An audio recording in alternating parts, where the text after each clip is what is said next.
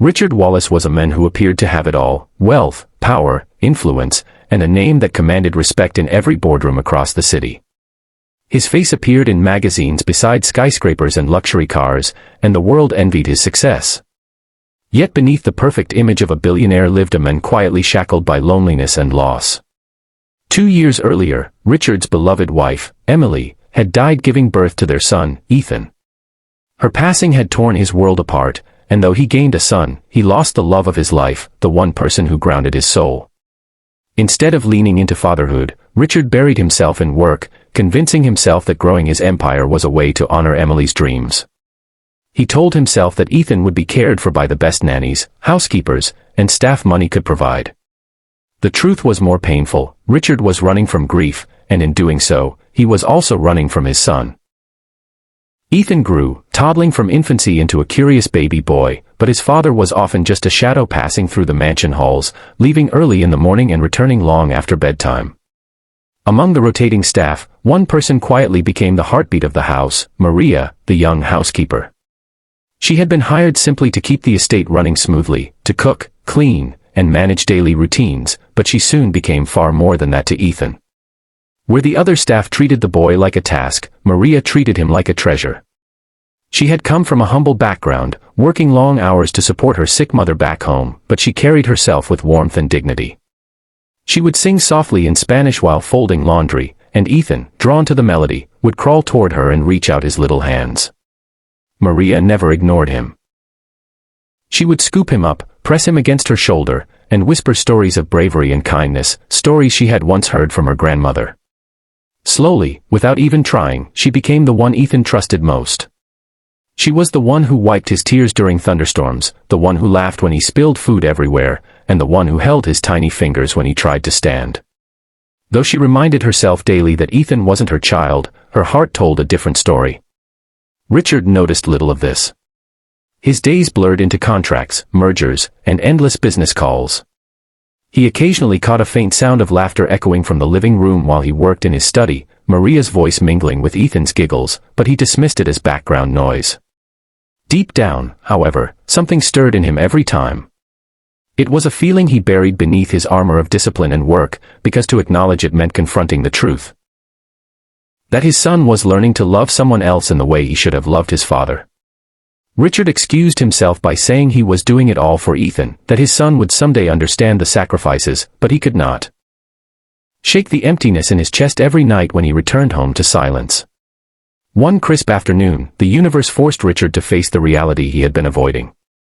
He came home earlier than usual, exhausted from a day of decisions and drained by endless meetings. He expected the usual quiet, perhaps the faint shuffling of staff in the kitchen. Instead, he was greeted by the sound of Ethan's laughter, pure, innocent, and bright, echoing through the golden curtains of the grand living room. It was a sound he had rarely heard so fully, and it stopped him in his tracks. Compelled by curiosity and something deeper he could not name, Richard followed the laughter. When he reached the doorway, he froze. The sight before him stole his breath and made his chest ache in a way that no business deal ever could. There was Maria, kneeling on the polished wooden floor, her face glowing with encouragement as she clapped her hands together, eyes locked on Ethan, who stood a few feet away on unsteady little legs. Ethan's arms stretched out, his face beaming with determination and joy as he took a shaky step, then another. His tiny legs wobbled, his arms flailed, but Maria's voice urged him forward, gentle and strong. "That's it, Ethan, you can do it, mi pequeño, come to me," she said, her smile radiant. Ethan stumbled but pushed forward, his little giggles filling the room until he collapsed into Maria's waiting arms, both of them laughing together in triumph. Richard's hand instinctively pressed against his chest as his vision blurred with sudden tears.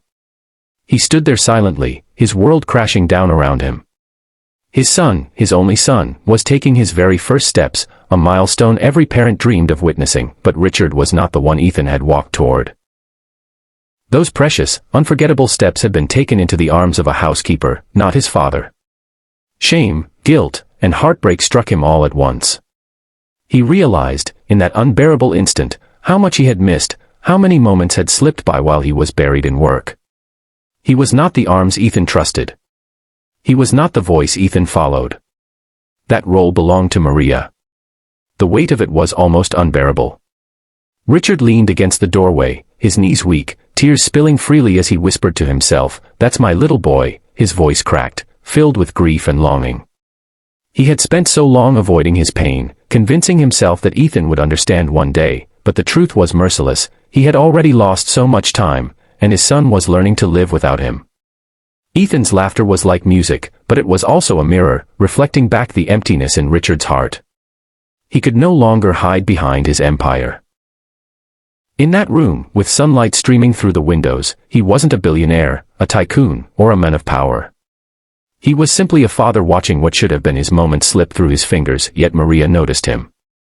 She looked up, her eyes softening when she saw him standing there, his chest heaving with silent sobs. She didn't speak a word of judgment. She didn't remind him of his absence or accuse him of neglect. Instead, she gave him a look of quiet understanding, a look that said, "It isn't too late." And in that simple moment of grace, Richard felt something stir in him, a fragile hope.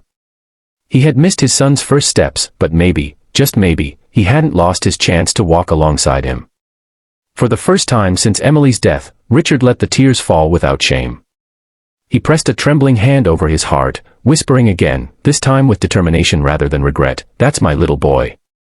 And in that room, unseen by the world but etched forever into his soul, Richard Wallace began to rediscover the part of himself he thought he had buried forever, the father he was meant to be.